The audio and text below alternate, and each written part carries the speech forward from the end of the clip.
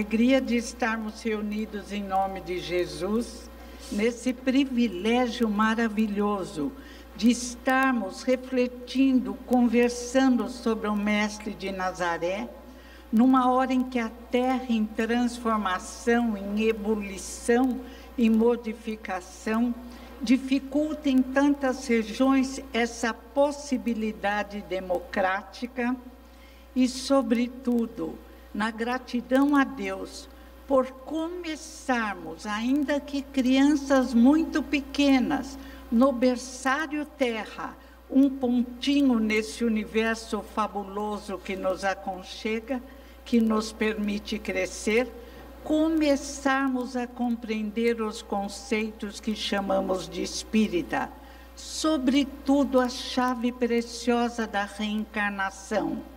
Começarmos a compreender que viemos dos séculos e que isto muda todo o nosso panorama mental, convidando-nos ao crescimento.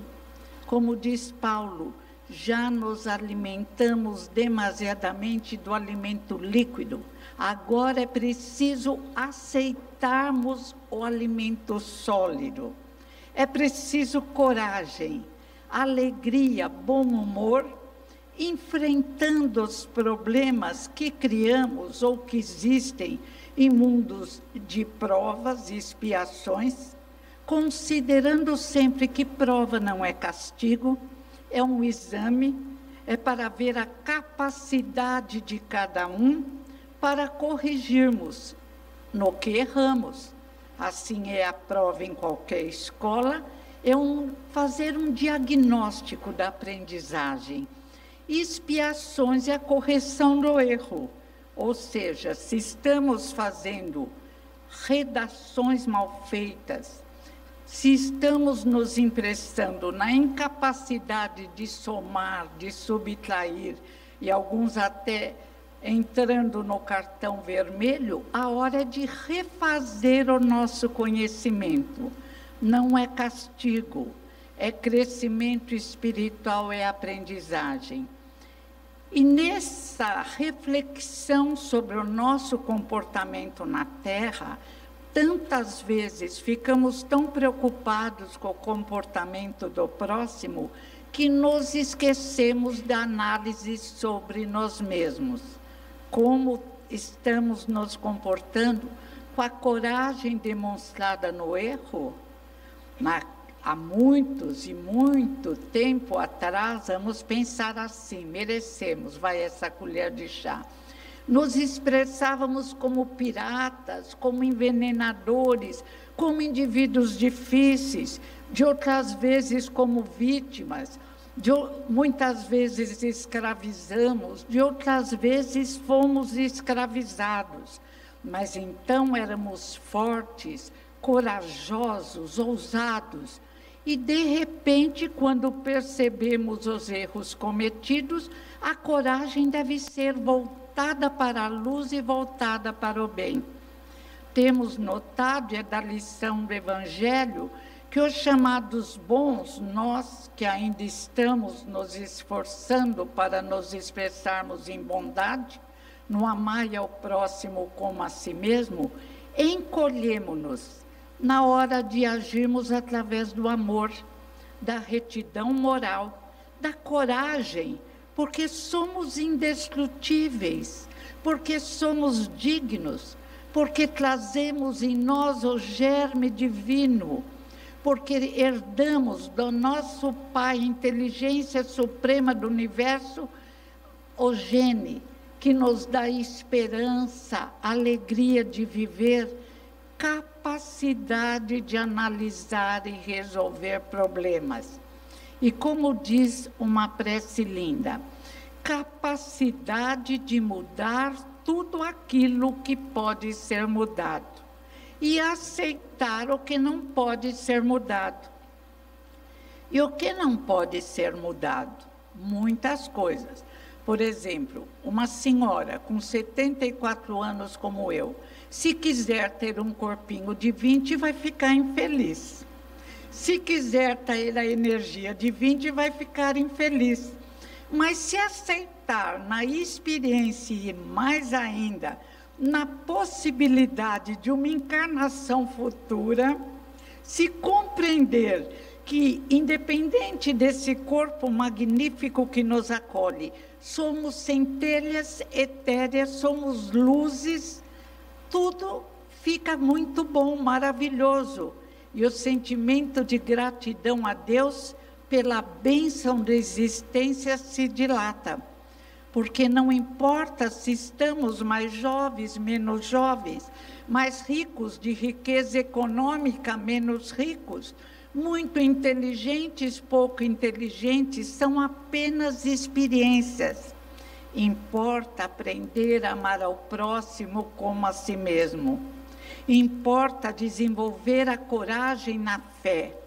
Importa começar a se comportar como o levedo que fermenta a massa, emitindo pensamentos de força, de coragem, e sempre vibrando pela nossa terra, por nosso Brasil, por cada cidade e, sobretudo, pelos dirigentes do mundo que estão com dificuldades em se dirigirem, pelos dirigentes do Brasil que estão com dificuldades em se governarem emocionalmente. Ninguém veio à Terra para sofrer. Se construirmos isso, o nosso sofrimento por coisas tolas e passageiras continuará.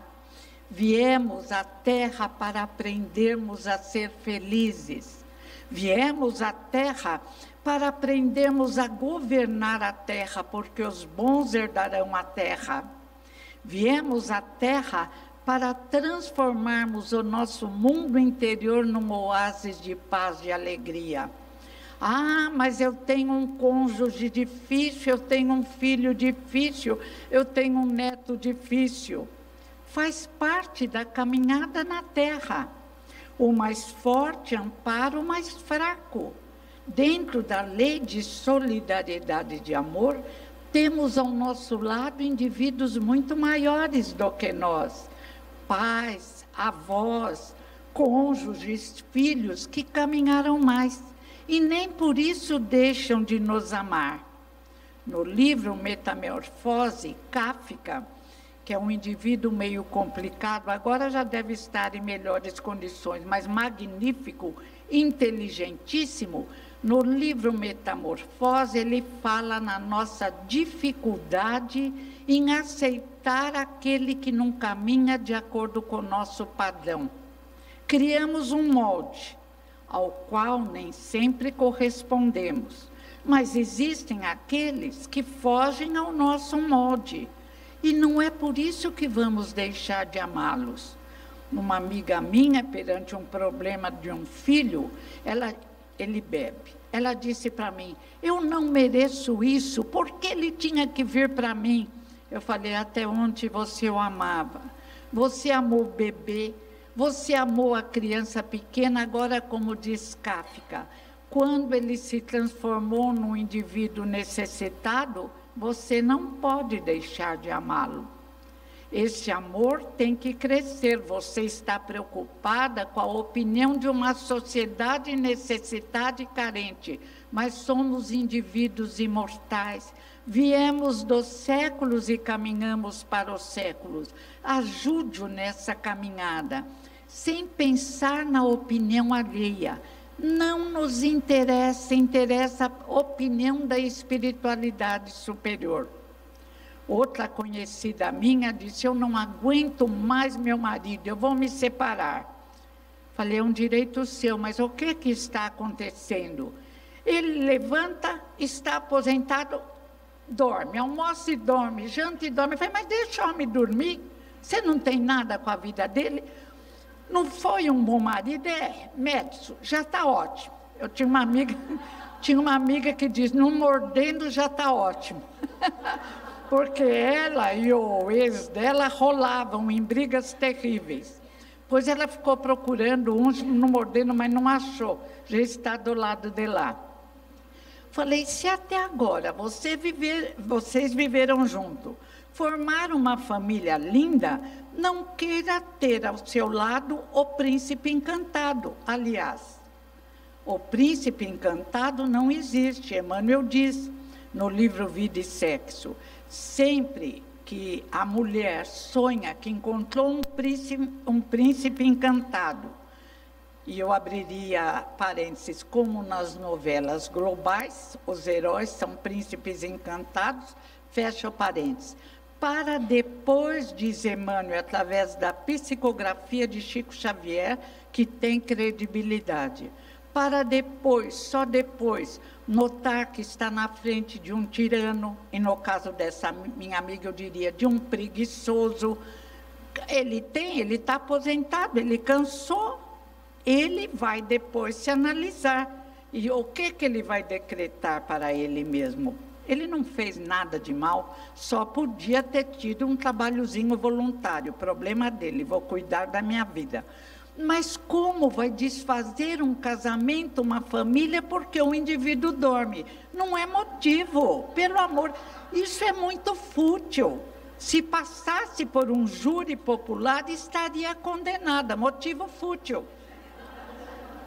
Outros cônjuges enjoam porque o cônjuge, homem ou mulher, envelheceu. E aí julgam encontrar uma alma amiga de outra encarnação, em geral mais rica, mais bonita, mais jovem. Ah, não vale. Ninguém engana a Deus. Minha mãe dizia assim, como um ditado popular, meio rude, mas verdadeiro. Quem comeu a carne tem que comer os ossos, roer os ossos. Então, não se desfaz um casamento por uma tolice. E os laços de pais e filhos não se desfazem nunca. Os laços de amor não se desfazem.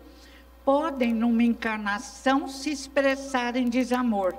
E Emmanuel, ainda o grande Emmanuel, diz, só quando houver ameaça física ou psíquica, ou seja, é um violento ou ela é violenta, se estapeiam, é uma guerra no lar, há problemas, vão primeiro num conselheiro, num psiquiatra, num tratamento de desobsessão na casa espírita, porque não é por acaso que dois indivíduos julgam encontrar o amor um no olho do outro. Em geral, são reencontros do passado, que não acontece por acaso. Mas, se o problema se torna impossível, insolúvel, que o casal se separe, diz Emmanuel. O Evangelho diz a mesma coisa, mas o julgamento vai ser do indivíduo. Está impossível? Realmente tem filhos e não dá para aguentar? Realmente é necessário destruir a família e depois cada um refaz ou não a sua família? Mas lembremos-nos de uma coisa, sorte quando conseguimos a vitória, sorte quando conseguimos aceitar, superar, atenuar problemas. Esta é a lei. Ninguém, nenhum indivíduo veio condenado a sofrer. E outro caso também que exige aceitação, calma, tranquilidade.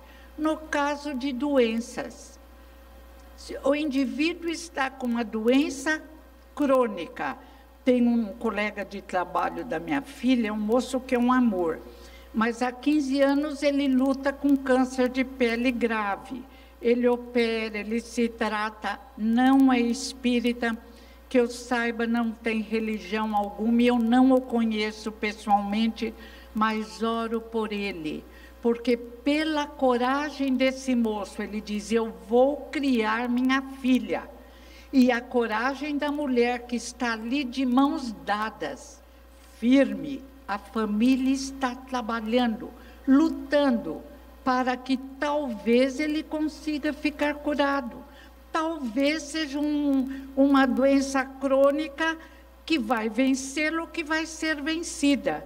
Mas por que sofrer por antecipação? Talvez amanhã surja a cura para o corpo de carne, mas a cura para o espírito que somos, indestrutível, eterno, filhos de Deus, está se realizando. E esta cura é mais importante, porque nos acompanhará pela eternidade. Alegoricamente falando, ainda que não houvesse nada na pequena bagagem, existiria coragem, a aceitação daquilo que não pode ser mudado. De outras vezes, o problema é econômico. E nós, numa sociedade materialista e anti-evangélica, muitas vezes achamos que pode ser o problema mais grave. Meu avô perdeu tudo. Ele era fazendeiro de café, tinha carros lá, trabalhava para a Chevrolet, e não perdeu o bom humor, a alegria de viver, o amor à família. E até hoje é um exemplo para todos nós. Nós lembramos, e os que entraram na família, os genros, as noras, ficam encantados ao lembrar a alegria do meu avô. Depois surgiu uma doença no corpo físico e ele continuou firme, corajoso, era espírita. Desde naquela época que era difícil ser espírita, ele já era, desde moço, mas demonstrou. E é importante, um indivíduo que cresce auxilia muitos outros a crescerem dentro da possibilidade de cada um. Se ele fosse um indivíduo chorão, reclamão, ou se desistisse da luta, como alguns fazem, e partisse, fizesse a sua partida para o mundo espiritual, estaria em dificuldade e não teria deixado para a família, para os amigos, para a vizinhança, um exemplo de força, de fé em Deus, de compreensão de que Deus nos ampare a aceitar tudo aquilo que não pode ser mudado e a ter inteligência suficiente para mudar aquilo que pode ser mudado. É para isso também que somos espíritas. Ou existem os católicos, os protestantes, os budistas, que também têm sua forma de encarar graves problemas. Nós vemos esse senhor encantador, o Papa Francisco, agora preocupado com a confusão do mundo. Ele podia estar bem indiferente, ele está lá, fechado lá no Vaticano, mas ele começou a compreender Jesus e quer participar para conseguir auxiliar na construção de um mundo melhor.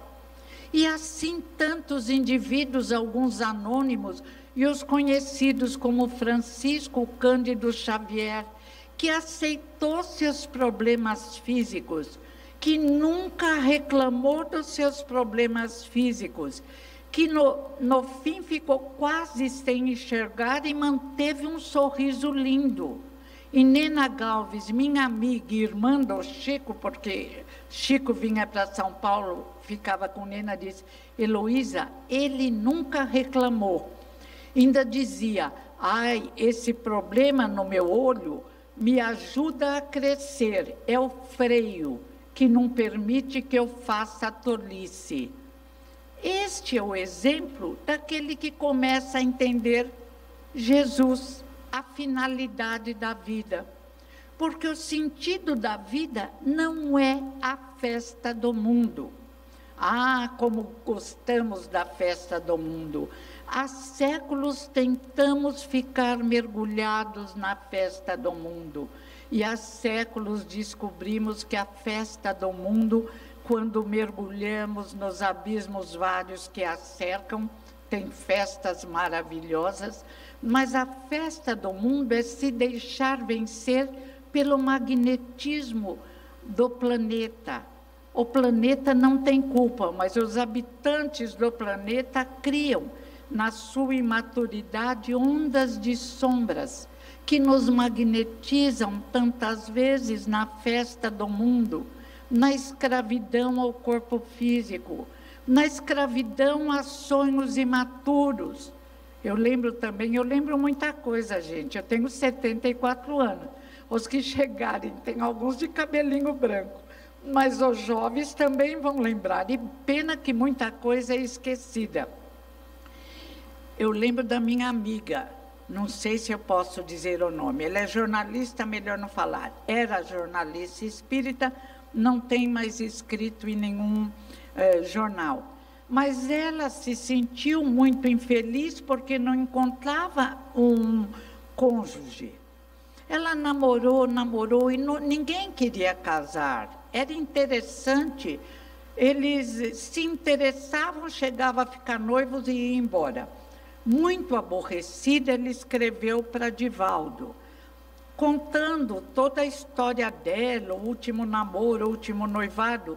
E o Divaldo, com muita paciência, respondeu uma carta muito bonita e escreveu: você se condenou ao karma da solidão. Foi escolha sua. Eu pensei, ele devia ter dito, e às vezes antes só do que mal acompanhado. Mas ele não disse. Ele falou: tenha paciência. Você escolheu essa dificuldade. Talvez você consiga atenuá-la, porque tudo o que escolhemos está no nosso inconsciente. E muitas vezes, através do tratamento da casa espírita, dessa terapia maravilhosa, que parece uma homeopatia, gotículas de luzes, ou talvez uma acupuntura, um despertar lento, faz com que consigamos nos libertar dos problemas que nós mesmos criamos. Aliás, na literatura espírita, um chamamento para isso. No Livro dos Espíritos, no item Fatalidade em Leis Morais, está claro: fatal só a hora da morte. E abrindo parênteses, mesmo essa pode ser mudada. Depois tem: não diga que tudo está escrito. Assim como estamos construindo o futuro, a coletividade, através das várias probabilidades de vitória ou não, assim também a cada dia construímos o nosso futuro, através das várias probabilidades. E quando estabelecemos um vínculo com o plano espiritual superior, a escolha é mais correta e mais fácil. E quando, mergulhados na festa do mundo, estabelecemos um vínculo com a espiritualidade mais necessitada, a escolha complica um pouco a nossa caminhada. No livro Estante da Vida, Humberto de Campos, através da psicografia de Francisco Chico Xavier, conta a história de Alberto Nogueira. Todos nós devemos refletir nessa história. Alberto Nogueira, chegando ao mundo espiritual, ficou horrorizado com o seu passado. Eu só não sei se foi ele que quis ver o próprio passado ou se era necessário que ele visse. Eu, se puder, não quero ver o meu por 500 anos. Só quero olhar para trás e não me assustar. Então, se alguém viu alguma coisa, não me conte. Mas Alberto Nogueira queria ver e viu. Quando ele viu, ele ficou horrorizado. Como todos nós ficaríamos assustados por imaturidade, porque éramos indivíduos nos construindo. E como crianças pequenas, nos construímos entre quedas e levantar, vamos aprendendo a viver. Alberto Nogueira, horrorizado com ele mesmo, com a sua incapacidade de respeitar e amar o próximo, escreveu uma carta a Jesus. E nessa carta, incapaz de perdoar, ele foi terrível com ele mesmo. Vou interpretar, não guardei a carta. Ele disse: Jesus, eu não tenho jeito. Venho errando através dos séculos. Por favor, mande já o castigo. Que eu não tenha ninguém, que eu não tenha família, que eu não tenha condições de sobreviver. Quero passar fome, passar frio, abandono. Pelo amor de Deus, Alberto Nogueira, você quer logo ir para o inferno, que não existe? E Jesus respondeu à carta: não é preciso tanto. Escolha um modo de ajudar o próximo. Pode ser numa casa espiritualista ou espírita. Pode ser trabalhando como médium, como expositor, como recepcionista, eu diria, como distribuidor da água fluida, como realizando costura. Todos os trabalhos são dignos e nos fazem crescer. Alberto leu e falou, ótimo, então eu posso trabalhar como médium, é o que fala mais alto ao coração. O médium não é o maior devedor. O que é isso? Inventaram esse mito horrível. Olha, já para o médium falou, ele tem que trabalhar muito porque deve muito. Parem com isso. Os devedores são os corruptos de colarinhos brancos que vão ser anjo amanhã. Alberto Nogueira se comprometeu a trabalhar ajudando vida profissional e vida na casa espírita, ajudando os necessitados. Dai de graça o que de graça recebeste, sem escolher formas de ganhar um dinheirinho. Por favor, o dinheiro é no trabalho profissional. O plano espiritual recebeu oração de uma jovem muito perturbada, que fora ligada ao compromisso de assistência ao próximo de Alberto Nogueira. Ela, não por acaso, se dirigiria à mesma casa onde Alberto Nogueira trabalharia como voluntário do amor, o amor em ação, e receberia o auxílio do médium. O plano espiritual falou, mas o que está acontecendo com Alberto Nogueira? Por que a moça não está sendo assistida por ele? Foram verificar. Chegando lá, ninguém sabia de Alberto Nogueira. Os instrutores da casa falaram, ele não vem aqui há muitos anos. Então ele está noutra casa espírita? Não. Parece que ele não trabalha mais com o espiritismo e nem com religião alguma. Foram até a casa de Alberto Nogueira. Ele estava numa rede, descansando. Olhava o céu e se balançava de cá para lá.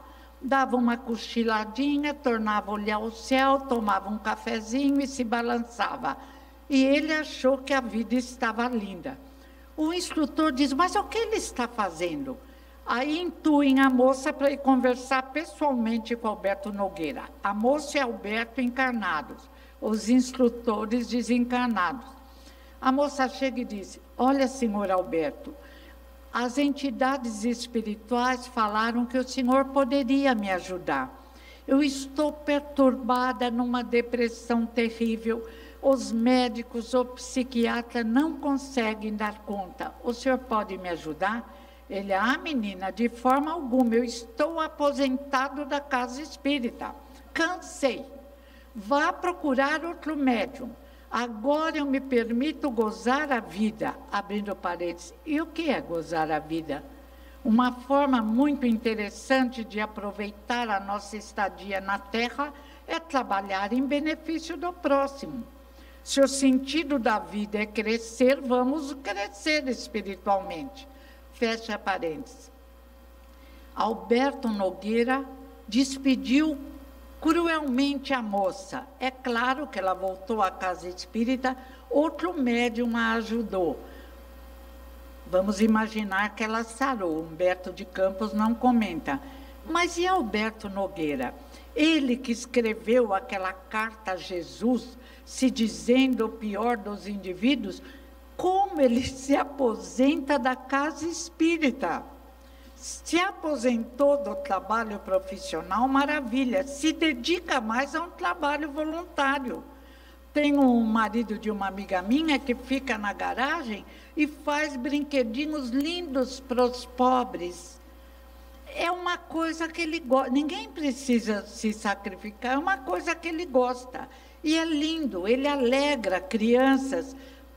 A esposa trabalha no Batuíra, ele não quer ir a lugar algum, mas ele faz a oração dele lá na casa dele e usa as horas livres, em vez de ficar olhando o tempo passar, esperando a morte chegar, para fazer brinquedinho para os pobres.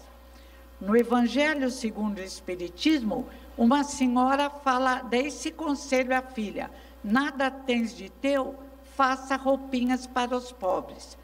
Todas as tarefas são nobres. Como Alberto, que carta ele escreveria agora a Jesus? como ninguém julgou ser no aqui ou no além, fomos criados de uma forma tão perfeita que temos dentro de nós a lei de Deus. Ela nos acompanha desde o horizonte dos sacerdotes druidas, enviados por Jesus 800 anos antes da sua vinda. Acompanha em todos os horizontes, brilha com os 10 mandamentos do querido Moisés e esplende em luzes no exemplo de Jesus de Nazaré.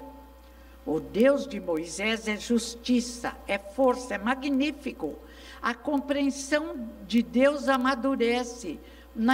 É o mesmo Deus, mas com Jesus ele aparece como amor, misericórdia.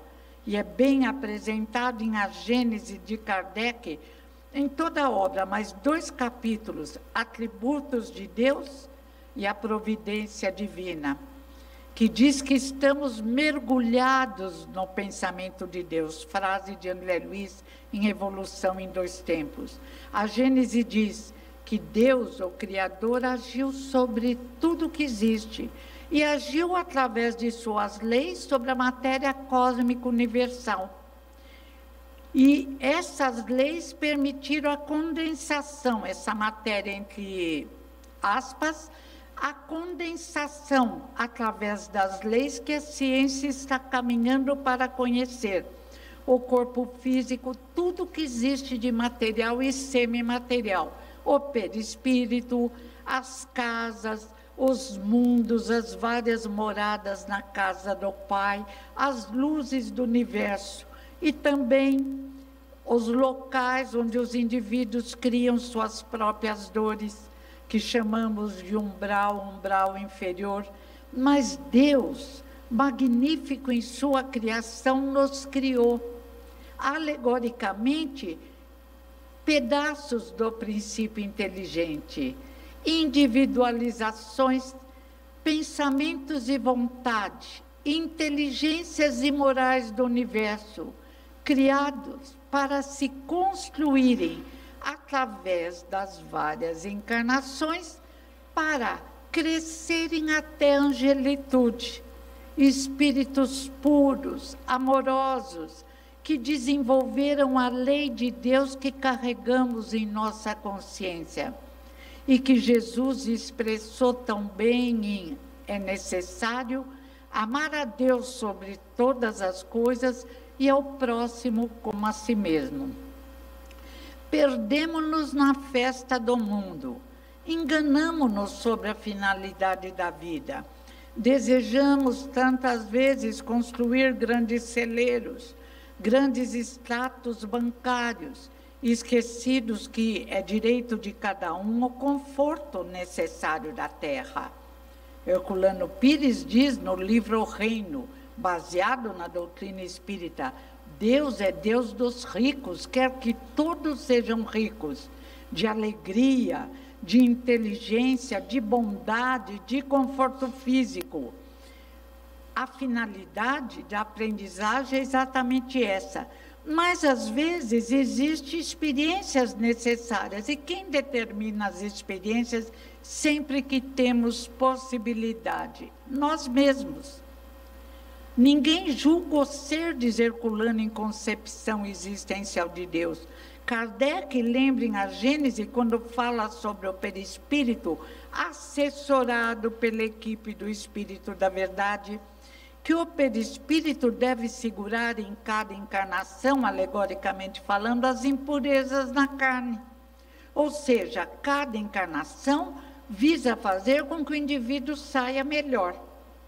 E tantas vezes saímos melhor, e nós, como Alberto Nogueira, desejamos corrigir nossos erros e até convencionamos que Deus castiga, que Deus é um agiota que quer pagamentos de dívidas com juros e correção monetária. Não, Deus é amor, perdão incondicional da parábola do filho pródigo.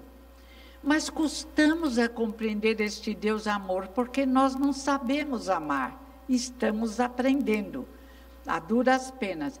Quando estamos muito mergulhados na festa do mundo, abalos climáticos, biológicos, econômicos nos despertam. É o que está acontecendo na Terra agora. Nossa, ontem eu estava vendo o Jornal Nacional com os meus filhos, eu falei, pelo amor de Deus, eles têm que enxertar no meio umas histórias bonitas. Um orfanato, uma senhora ia passar hoje, não deu para ouvir, às 9 horas na Globo, que criou 56 crianças como filhos. Tem tanta história bonita, uma cidade que se desenvolveu na compreensão de que todos têm que se auxiliar e depois contou uma tragédia sem tanta ênfase. Mas convencionário que o povo adora a tragédia. Não é verdade. O povo adora a vida de Gandhi. O povo adora a comédia. Rir faz bem. Rir até cria umas rugas simpáticas. A cara, hoje eu estava vendo, foi hoje ou ontem, que não pode dormir com o rosto no travesseiro que cria rugas. Eu falei, poupe-me, querem que durma pendurada. Não é possível.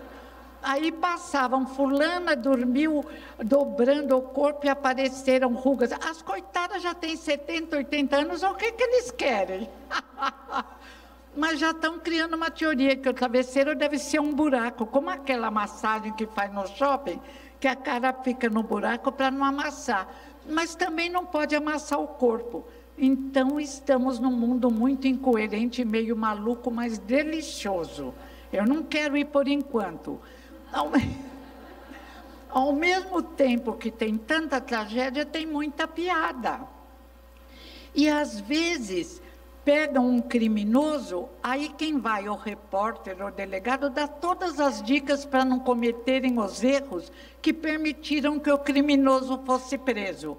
Olha, fulano esqueceu a identidade. Olha, ciclano deixou cair um papel com o telefone. Gente, não vamos dar aula do crime perfeito, que felizmente não existe.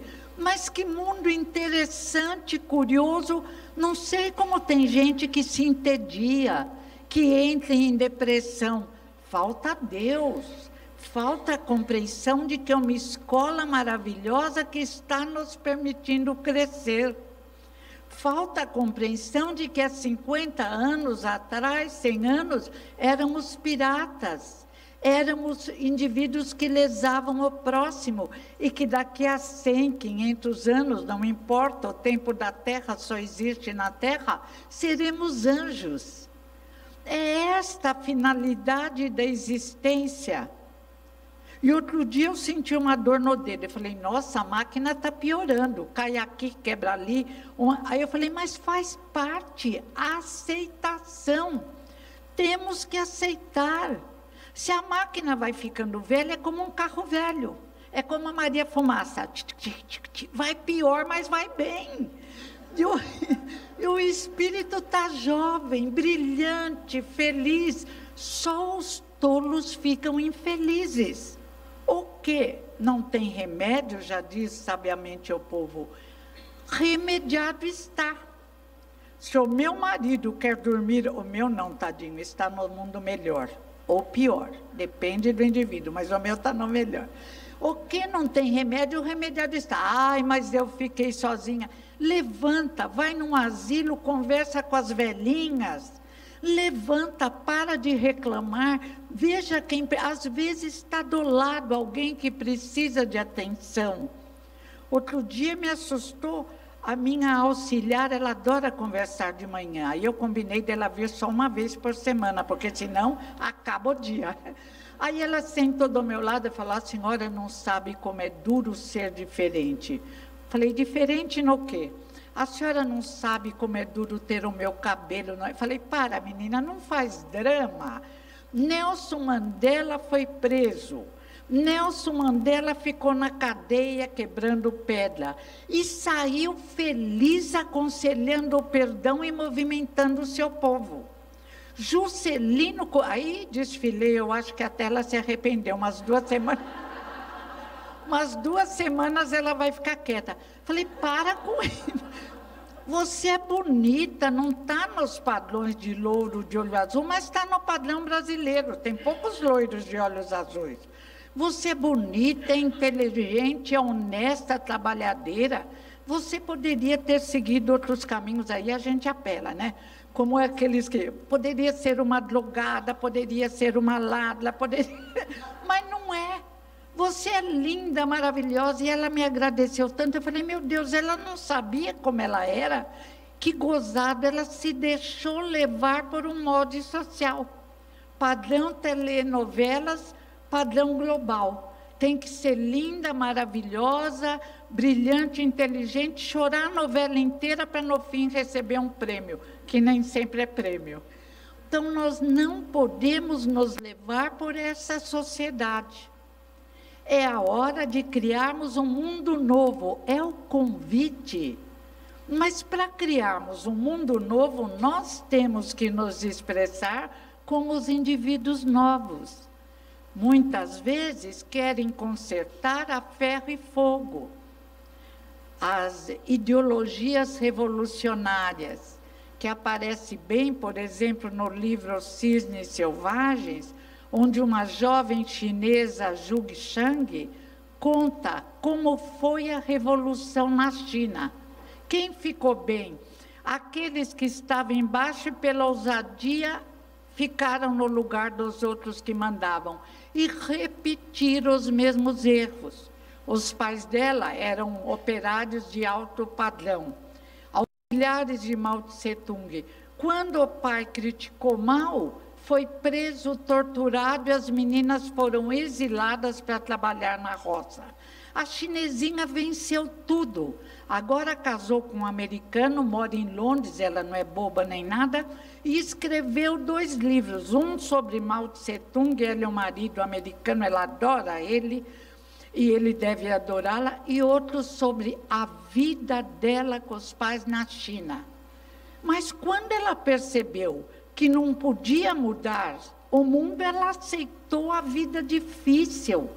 Onde ela foi morar, era uma chacinha, um barraquinho que entrava água da chuva. E a água ficava tantos dias que cresciam cogumelos. Aí ela conta que, para sobreviver, ela se imaginava como uma fada. Imaginava que era uma fada dormindo, só ela mesma, né? Dormindo num mundo diferente. Um mundo com poça d'água, um mundo com um quarto no meio de cogumelos e plantas várias, um mundo com muitos problemas. Sobreviveu, foi morar, uma hora deu a louca do Mao Tse-tung, ele espantou alguns para fora da China, para estudarem nos Estados Unidos e voltarem. Ela ficou lá mesmo nos Estados Unidos, a mãe também fugiu, foi viver com ela e a irmã. E o pai não aguentou a tortura, o sofrimento e morreu louco. Mas a aceitação que eu possa mudar o que pode ser mudado e que possa aceitar o que não pode ser mudado. É o que nós temos que pensar quando vemos notícias de Brasília. É o que, Senhor, eu não posso mudar, que eu possa aceitar com bom humor, porque eu sei que isso vai passar. Tudo passa muito rápido. Se quando somos jovens compreendermos isso, a vida se torna tão mais fácil. Olhamos crianças, bebês, outro dia eu entrei no elevador, várias criancinhas, uns terrores. Um falava para o outro, eu resolvi, não vou mais tomar banho porque eu gosto do meu cheiro. A mãe, para com isso. Eu falei, deixa, ele está filosofando. É assim que se desenvolve. Depois você vai tomar banho, não vai? Ele falou, eu não vou mais tomar banho. Eu já falei. Eu falei, meu Deus do céu. Hoje em dia as crianças têm esse poder exatamente porque não sabemos educar. Porque antigamente nenhuma criança falava, eu gosto do meu cheiro, eu não vou, discutindo com a avó. Eu não vou tomar banho, 3 anos. Quer dizer, isso não temos que aceitar, temos que estudar o que está acontecendo. E num caso mais grave, levar num psicólogo, levar na evangelização, utilizar todos os recursos para, se possível, fazer crescer um moço cheirosinho e não revoltado. para não virar um terrorista, pelo amor de Deus, já tem demais. E é esse trabalho em conjunto a que somos convidados. Tantos senhores e senhoras reclamando do tédio, crianças entrando em depressão. Acordar é hora de acordar. Podemos ser acordados pela dor que criamos. A Gênese é clara. Alguns males existem e fazem parte de um mundo em transformação, mas a maioria dos males é criação do homem.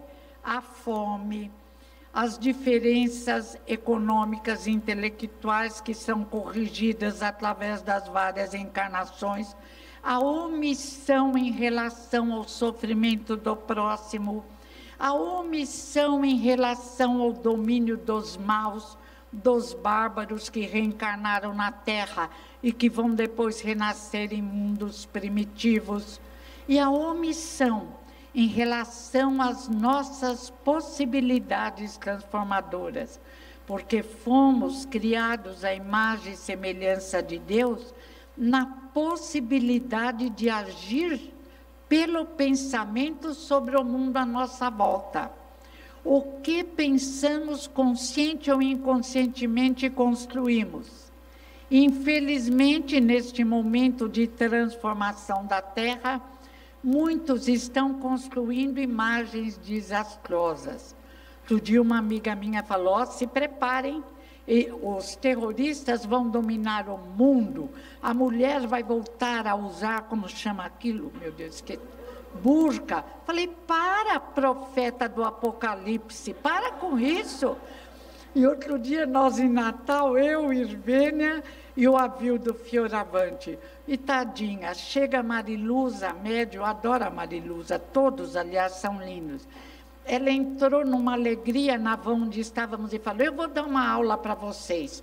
O Apocalipse de João, nós três, calada, nada de Apocalipse, queremos luzes. Ainda ela insistiu, porque o cavalo negro é o petróleo, fica quieta, não, flores, vamos lembrar de Jesus vitorioso, ressuscitado. Pois eu falei, puxa, a gente devia deixar ela pelo menos falar 15 minutos. Aí nunca mais ela falou no Apocalipse. Combinamos que só trataríamos de alegria, de mudança na Terra, de fé em Deus, que nos criou para a grande mudança, que nos criou para a perfeição e que deseja que passemos a encarnação sorrindo felizes. Aí vem o profeta, ah, mas existe dor? Existe dor, mas existe alegria. Existe o dia, existe a noite, existe a tempestade, existe o céu, o sol. São experiências, não somos samambaias. Até a samambaia está sujeita a intempéries. Agora aqui em Mariana, a lama, problema do homem, de descuido, de desorganização, a maioria dos males é criação do homem, do encolher-se dos bons. Quando eu falo homem, é homem e mulher, eu não sou feminista exaltada. É necessário a grande mudança. E nós somos como, ai, eu quero pagar minhas dívidas. Para com isso, os erros são corrigidos através do amor. Ame o próximo como Jesus ensinou.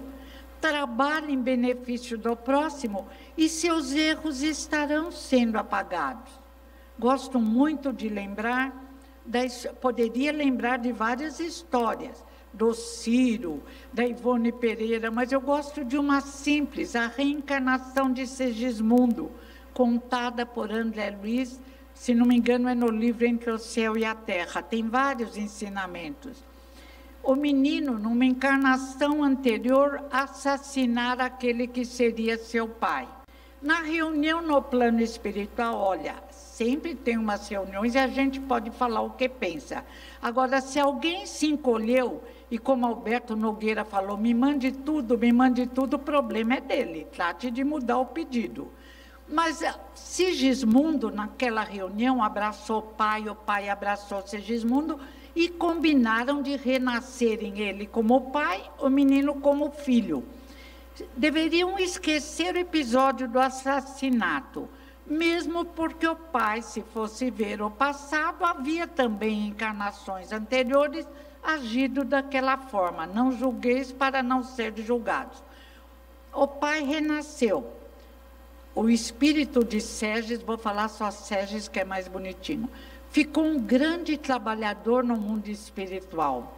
Auxiliou muita gente, não se sentia cansado, foi maravilhoso. Chegou a hora do renascimento. Quando Sérgis é levado para o lar, onde devia renascer, com aquele que assassinara para restabelecer vínculos de amor, o pai não aceita. O pai, quando sente intuitivamente, ele não tem a mediunidade ostensiva, mas ele sente a presença do ex-assassino, ele que prometera recebê-lo com amor, não quer. Fica desesperado, maltrata a esposa, o filhinho ou filhinha sai de casa. Os instrutores espirituais fazem um trabalho de doutrinação. Não contam como o pai é doutrinado. Provavelmente mostram flashes do passado, onde o pai agiu de forma pior. Ele podia dispensar isso, mas ele precisou do remédio amargo, do despertar de consciência.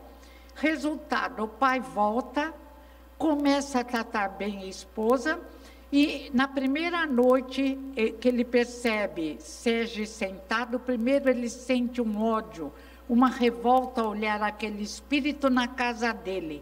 Depois ele cai em si, vai até aquele que deveria ser seu filho, mas que não conseguia nascer, porque o pai criava uma barreira, pede perdão, Sérgio também pede, os dois se abraçam e choram. E aí há permissão, o pai permite a vinda do ex-assassino. Como depois a família continua, não se sabe. Mas o importante é que Sérgio vai ter a reencarnação, a experiência que ele necessita para continuar no crescimento espiritual que lhe é próprio. Um outro livro, é um caso diferente. Esse é o filho que não suporta o pai.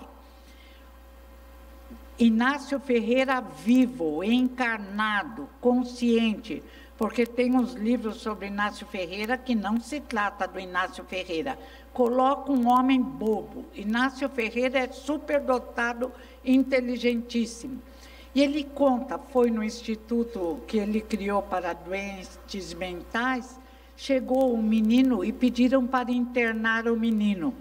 Que o menino surtava com o pai, que o amava profundamente, todas as vezes que o pai tentava educá-lo ou conversar com ele. Ele não olhava para a cara do pai. Para ele, o pai não existia. Procurava esquecer o pai. E nesse dia, ele fez alguma coisa errada, e o pai, como fazia com todos os outros filhos, foi ensiná-lo a não agir daquela forma. Ele surtou de tal forma, enlouqueceu, gritou, se debateu, 9 anos. Pegaram o menino e levaram para o doutor Inácio Ferreira. Internaram o menino era um doce para todo mundo, meigo como era com os irmãos e com a mãe. Chegou o dia da alta, o pai veio buscá-lo. Quando ele viu o pai, voltou toda a loucura. Ele falava, eu não vou com esse homem, ele quer me matar de novo. E pode olhar que ele tem uma faca no bolso.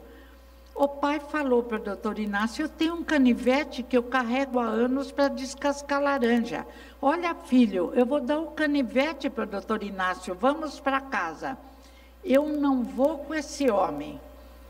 O menino estava perdendo uma bela chance de reconciliar-se com o adversário enquanto estás a caminho com ele. Aceitar aquele pai que já errara, mas que já se fizera perdoar. Mas não esquecer que nós todos erramos no passado. e que não podemos agora nos julgar juízes, acusando aqueles que estão ainda iniciando-se na caminhada, porque ai de nós, se os espíritos superiores, maiores do que nós, começassem a nos julgar pelos erros que cometemos. Ai de nós, se realmente o Yahvé magnífico que criamos entre os judeus fosse aquele que nos mandasse para o inferno, aquele que achou que era melhor exterminar a raça de Caim. Felizmente, Deus é amor, é misericórdia, e nos dá a oportunidade de crescermos através das várias encarnações, de aprendermos de uma forma suave, esquecendo os erros do passado. Isto é maravilhoso. A gente agora se julga boazinha, ou eu, hein? Eu estou agora, mas não queremos, pelo menos eu não quero. Até a terapia das vidas passadas, às vezes a pessoa não quer se ver agindo errado, ela se vê sempre como vítima. Por quê? Porque os erros do passado, não por acaso, devem ser esquecidos, para que nos transformemos em indivíduos novos, com novas possibilidades, numa nova roupagem terrena, com família a qual nos ligamos, com mais afinidade, com menos afinidade, e às vezes no meio um elemento difícil para quebrar a monotonia. Kardec diz que tem famílias carnais, mistas e espirituais. Carnais são famílias mais complicadas, ligadas apenas por impulsos da horizontal. Mistas é quando algum dos elementos já cresce e vão trabalhando em prol da família, que mais tarde se transformará numa família espiritual, harmônica. Seja qual for nossa família agora, carnal, mista, sabemos que amanhã constituiremos uma família espiritual. Encarnações com famílias harmônicas, todos os elementos mais ou menos ajustados, noras, genros, que pensam mais ou menos no mesmo teor. Sonho não, realidade. E mais ainda, a família se dilata, se transforma em toda a humanidade da Terra, como já existia no horizonte primitivo, no clã, na tribo. Todos se amavam, se responsabilizavam uns pelos outros e cuidavam para que a vida se tornasse agradável. Este é o convite que recebemos através da doutrina espírita. Não a sofrimento e a dor, sim a aceitação de problemas, mudando tudo o que pode ser mudado e aceitando aquilo que não pode ser mudado. E dizem os Vedas, 2 sentimentos nos aproximam de Deus: a gratidão pela bênção da existência, a gratidão pela oportunidade de crescimento espiritual. Por estarmos no Brasil numa hora confusa, olha que nós pensávamos que o Brasil estava terrível com a violência, mas podia ser pior. Então, estamos agora com possibilidades várias de crescimento espiritual. A gratidão, o amor a Deus e o amor àqueles que nos cercam. Quando encontrarmos alguém que sentimos às vezes até uma certa repulsa, lembremos que os espíritos superiores podiam sentir o mesmo em relação a nós, mas que eles nos amam, nos compreendem, nos envolve em vibração de amor. E nesta hora temos mais uma tarefa muito importante: vibrar pelos elementos difíceis do planeta Terra. Vibrar pelos elementos que estão tentando auxiliar o planeta Terra. Vibrar amor, iluminar os dirigentes, é difícil, eu sei, mas iluminar os políticos, corruptos ou não, porque a única forma de mudar a Terra é nós nos transformarmos para melhor. transformando os nossos pensamentos inadequados, de raiva, de não aceitação, com pensamentos harmônicos de aceitação, o que não quer dizer não julgar no sentido construtivo, que o Evangelho diz que devemos analisar para distinguir o que é bom e o que não é, o certo e errado. Então, podemos e devemos analisar os nossos futuros dirigentes. Ah, mas não tem quem escolher. Por favor, escolha o menos pior. Pronto. Também, de repente, não somos anjos mergulhados em planetas superiores, mas estamos numa terra que em breve será um mundo de regeneração, paz e amor. Quanto tempo? Tem gente dizendo tempo. Depende de nós. Nós é que faremos com que o processo seja mais rápido ou mais lento. E na compreensão apresentada por a Gênese, obras póstumas, A Caminho da Luz de Emmanuel, de que isso aconteceu várias vezes no próprio planeta, em outras casas do meu pai, em outras moradas do meu pai, saibamos que em breve, quando a maioria se dedicar ao bem, ao perdão, ao amor, como Jesus ensinou, o verdadeiro amor, que é o clarim, diz Herculano, que desperta o ser do não ser, arranca o ser do não ser. Quando isso acontecer, a Terra será um planeta de paz, de regeneração, de alegria perfeita, de muito amor, respeito e disciplina, porque somos indivíduos do futuro, somos indivíduos universais e não podemos ficar mergulhados num passado de tanta necessidade e dor. O convite é a crescer espiritualmente, a ser feliz e a trabalhar por uma terra feliz. Se de nada vale chorar, espernear, como só fazem crianças mal educadas, se atiram no chão e gritam e nada muda. Se é necessário vibrar, estudar tudo o que existe à nossa volta, para agirmos de forma adequada, ligados ao plano espiritual superior, a nossa inteligência nos convida a agir como tal. Velhice faz parte. Pessoas difíceis em nossa vida faz parte. Tudo o que existe no planeta Terra é o que nós merecemos, mas trabalhemos para fazer com que as luzes, as cores, a alegria, a paz cresçam em maior número neste planeta que tanto amamos, tanto respeitamos e que desejamos ver com habitantes que façam jus a todas as alegrias e oportunidades de crescimento que essa escolha maravilhosa, Escola Hospital Terra, nos proporciona. E vou encerrar com aquela prece de Maria Dolores, é uma verdadeira prece, o que não dispensa a prece depois. Quanto mais pensamento positivo, melhor. Vou ver se eu lembro. Se eu esquecer, eu pulo algum pedaço e encerro, não tem problema. Senhor, quando me deres o privilégio do renascimento no berçário do mundo, ante as necessidades que apresentam e aquelas que não vejo, eis, Senhor, o desejo em que dia por dia me aprofundo.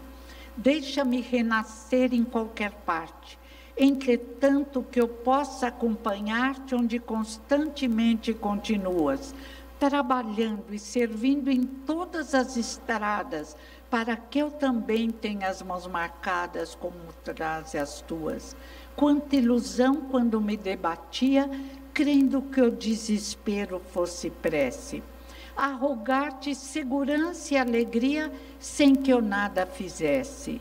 Imitava na terra o lavrador, a temer terra e lama, vento e bruma, esperando milagres de colheita, sem plantar coisa alguma.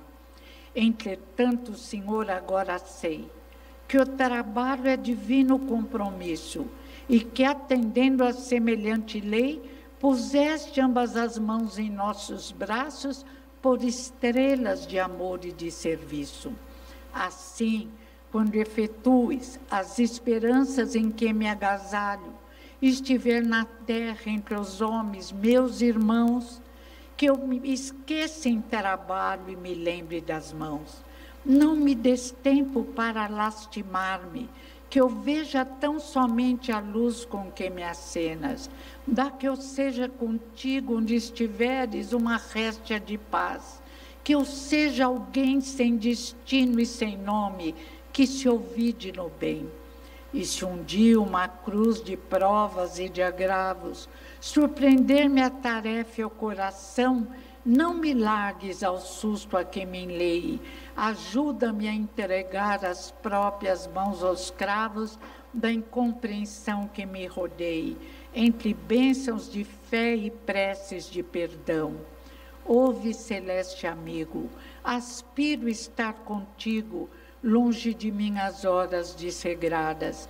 Onde estiveste, sempre continuas, plantando amor em todas as estradas, para que eu também tenha as mãos marcadas como traz as tuas. Obrigada.